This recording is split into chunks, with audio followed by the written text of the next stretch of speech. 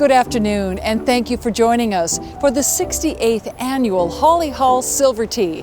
I'm Lisa Molosky, and I'm thrilled to be joining you today as your MC for the first Silver Tea virtual event, benefiting the Holly Hall Retirement Community's Resident Subsidy Program. Holly Hall is a Christian retirement community founded in 1949 to provide a loving home for Houston's elderly citizens. Today, Holly Hall serves over 200 residents within its independent living, assisted living, and healthcare facilities. As most of you know, a Silver Tea is held each year in a home decorated for the holidays. And today, I'm standing outside the lovely home of Ann Whitlock and Michael Skelly. This building, built in 1910, was once a fire station. This is decommissioned fire station number 2. It has been unbelievably transformed by Ann and Michael. The station served Houston at the dawn of the modern era, when horse-drawn carriages and pumper trucks were giving way to motorized vehicles. This centrally located station was the hub of the neighborhood for nearly 100 years. But in the 1980s, it was decommissioned and fell into disrepair. The Skellys purchased it in 2013, and after 2 years, the renovation was complete. Are you curious to see what they've done? I am. Let's go.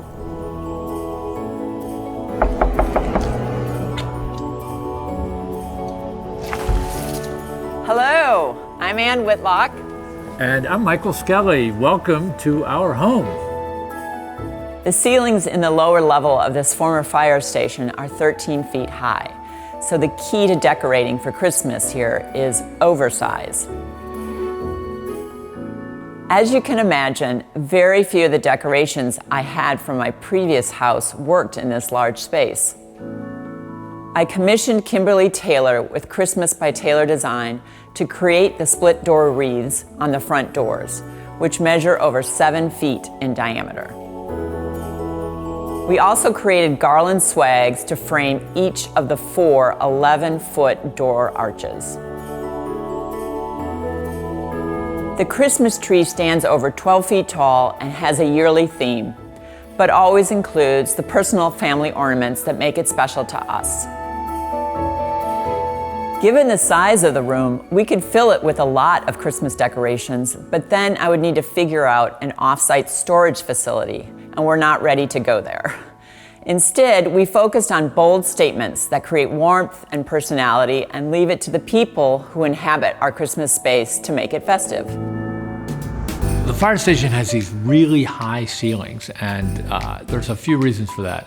First, hoses were hung from these cross beams here after they had been out on runs, and during rainy days, they wouldn't dry outside.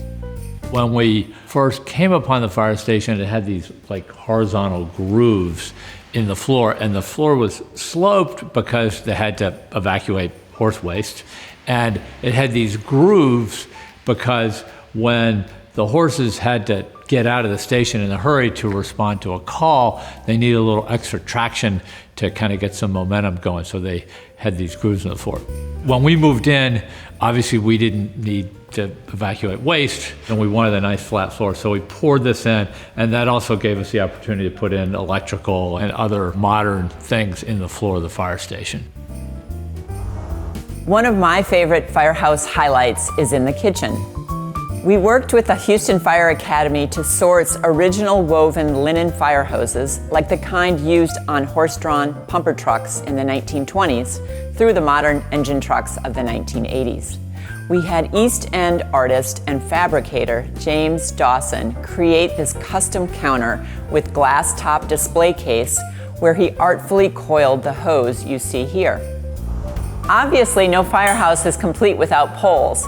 Since the original poles had been melted down for ammunition casings during World War II, we sourced 2 brass poles from a fire station in Massachusetts that miraculously were the right height. And yes, Michael and I have been known to make our grand entrance down the pole on occasion. So we get a lot of visiting firemen dropping by, a lot of the veterans who actually lived here over the years. They're still in the neighborhood and around town, so they stop by. And we've asked them, like, how did this all work? They claim that when an alarm came in the middle of the night, they could be out of bed, jump into their boots, down the poles, and on the trucks in 27 seconds. Now, we have not been able to replicate that speed ourselves. We always tell the story to children who stop by and ask them if they could do that, and their parents all agree that it would be impossible to get children out of bed that quickly. Well, I think I know someone who has probably broken a speed record or two on one of these things. Chief, come on down.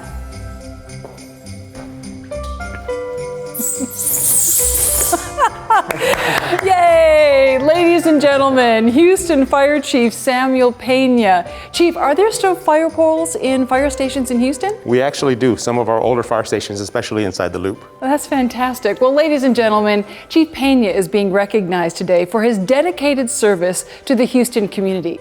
Samuel Pena is a 26-year veteran of the fire service and has been chief of the Houston Fire Department since 2016. He leads the third largest municipal fire department in the country with approximately 4,000 personnel.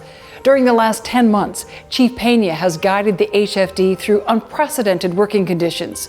Through it all, the men and women of the department continue to serve our community with compassion and grace. Holly Hall is often dependent on the Houston Fire Department, and to show their thanks, residents at Holly Hall adopted Station 33 on Fannin. Residents bake cookies, cakes, and other goodies and deliver them to the station on a regular basis. Congratulations, Chief. On behalf of the Holly Hall retirement community, thank you so much for your service. Well, thank you, and I'm truly honored and humbled by this recognition. But the true credit really goes to two main groups: the men and women of the Houston Fire Department for the incredible work they do in this community, and also the management and staff of Holly Hall Retirement Community for the incredible support and work that they do for their senior adults. Thank you. Chief Pena, thank you so much for everything you do for the Houston community. And now we're going to go back to Michael, who has a fascinating story to tell us about how firefighters were called to fire emergencies nearly 2 centuries ago. Michael?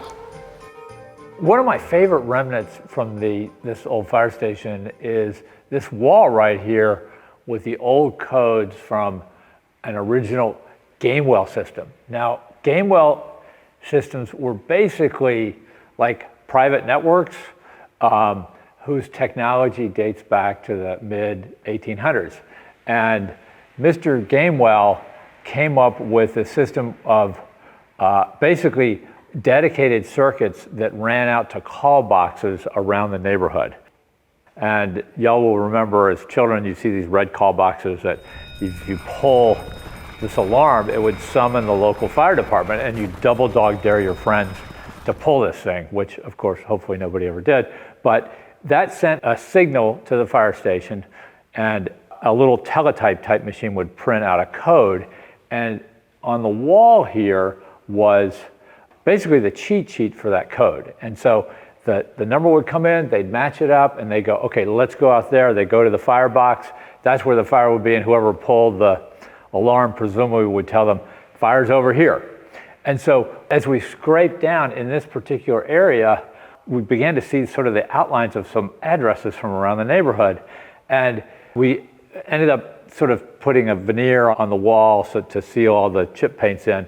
But this remained, and for a few years we didn't understand why they had put all these addresses on the walls of the fire station. And a friend came by and said, hey, you know what that is? We're like, no, we have no idea. And they said, that is the cheat sheet from the Gamewell system back from the early 1900s. So the decorating goal was to have touches of fire station as opposed to filling it with memorabilia. For example, we hand-dipped the kitchen faucets in the fire engine red latex paint and created mini fire poles in the bathroom to hold the hand towels. Thanks, Anne. Now we're taking a short break from the tour to hear from Holly Hall's board president, James P. Houston III. Pat is joining us from Holly Hall's historic Dunbar Chambers Memorial Chapel to tell us more about Holly Hall's resident subsidy program. Pat? Thank you, Lisa. Good afternoon. I'm Pat, and I'm honored to represent Holly Hall as board president. My grandmother served on its founding board, and my great-grandmother lived at Holly Hall during her own retirement. My mother also lived at Holly Hall for the last few years of her life. My father served as a board member, and my brother Rock is a current board member and past president. I am blessed to continue my family legacy and hope that you will join me in supporting such a worthy community. One of the hallmarks of Holly Hall's care and commitment to its residents is that it helps cover the cost of care for residents who, over time, are no longer able to do so as they transition from independent living to assisted living and then to health care. Our goal is to ensure that no resident be turned away from their home or fear that they will not be cared for should this happen. Let me tell you a story about a Holly Hall resident who lived her final years with us at Holly Hall and received subsidy assistance. This woman never married and never had children. What little family she had lived outside of Texas and were not in a position to provide financial support. The residents and staff at Holly Hall were her family. One day she slipped and fell, resulting in a broken vertebra. Given her financial position and the lack of family support, Holly Hall was able to enroll her in the resident subsidy program, which helped to cover medical expenses related to the fall and her recovery. Without this financial assistance, she would not have been able to afford the care that she received. This lovely woman has since passed and is greatly missed by all who knew her.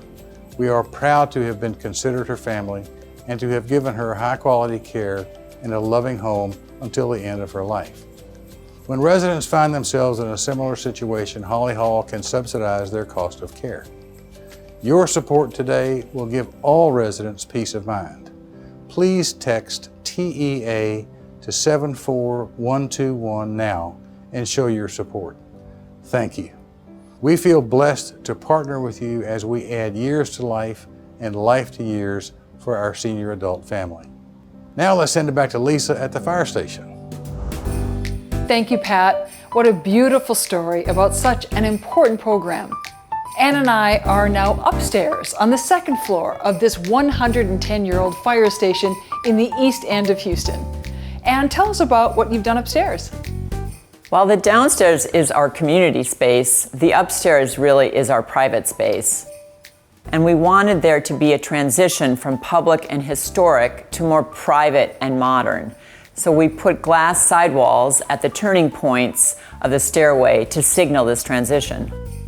The goal of the upstairs was to really show off the 360-degree windows that make you feel like you are living in a treehouse. Channeling my Minnesota roots, I really wanted to bring winter to Houston.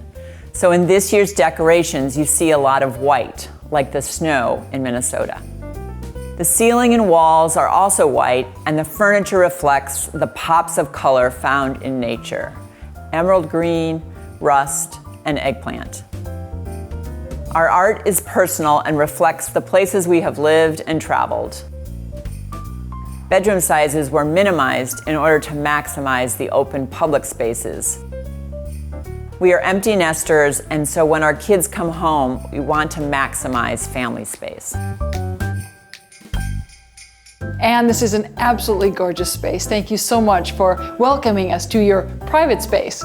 We're now headed back to Pat, who will tell us about our second honoree, Mary Bain. Thanks again, Lisa. As a third-generation Houstonian, Mary Bain Pearson has seen a lot of change in our city. She says you always dressed up if you were going downtown shopping, white gloves and a hat. Why? Because you would know everyone you saw walking down Main Street. Mary Bain graduated from the Kincaid School and the University of Texas with a degree in radio television. At UT, she was radio host of an interview show where she spoke with governors, senators, and legislators. Of course, it didn't hurt that her boyfriend, G.P. Pearson, a legislator at the time, lined up the interviews for her. Mary Bain and G.P. married and had a very happy life together for over 50 years. Mary Bain served twice as the president of the Ladies Parish Association of Christ Church Cathedral. She was a docent for 11 years at Bio Bend, but her longest commitment has been to Holly Hall, where she has served on the board for 57 years, including a term as president. Mary Bain holds a very special place in the hearts of all of us here at Holly Hall. Some of her happiest memories as a board member were when her husband dressed up as Santa at the annual Christmas parties. Presents were wrapped for all the residents and the children of Dr. Wesley Stevens, who was then executive director of Holly Hall, and Mary Bain's children were Santa's elves, and they delivered the gifts to each resident. Mary Bain says that doing something for someone else is what the Christmas spirit is all about. Thank you, Mary Bain, for your many years of service and dedication to Holly Hall. Due to COVID concerns, Mary Bain could not join us in person today. She sent this thank you. Holly Hall is near and dear to my heart. It has been a wonderful part of my life for over 50 years. It's brought me so much happiness as I served on its board and got to know all the dear residents that truly make Holly Hall the lovely and warm place it is. Working with Dr. Stevens, other directors, and the many board members brought me great joy. The residents taught me so much: how to grow older with grace and dignity, how to accept physical challenges, and how to respect each and every resident. Giving back to Holly Hall became a family tradition. Being the legacy honoree this year is a real honor for me, and I thank you from the bottom of my heart. We are wrapping up our virtual home tour. Michael and Ann, I think our viewers would love to know why you bought this old fire station and what it's been like living here the last 5 years. Well, it's been a lot of fun. We have hosted everything from yoga workshops to weddings to political events. You name it. This space can accommodate almost any kind of activity, and it's just been really fun for us to engage with people from all over the city. Because this was a public building back in the day, people feel kind of at home here. In fact, sometimes we'll have an event, a few hours in, somebody will say, "You live here?" And that feels like the genius of what really Ann put together when she came up with all the ideas and made it such a great home. The other thing is that, I mean, for me, it checks so many boxes. We're 2 blocks from the light rail station. We're a mile from downtown. I can ride my bike everywhere from here. Because of COVID this year, we actually were thinking about not decorating the house because it's just the 2 of us and we can't have a bunch of people over.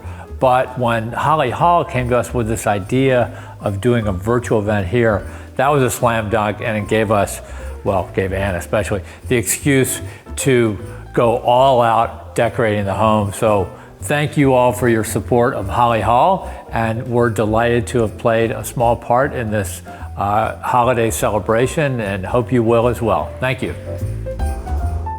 Thanks to all of you for joining us for the first ever virtual Holly Hall Silver Tea. Proceeds from today's program will benefit Holly Hall Retirement Community's Resident Subsidy Program. To donate, please text TEA to 74121.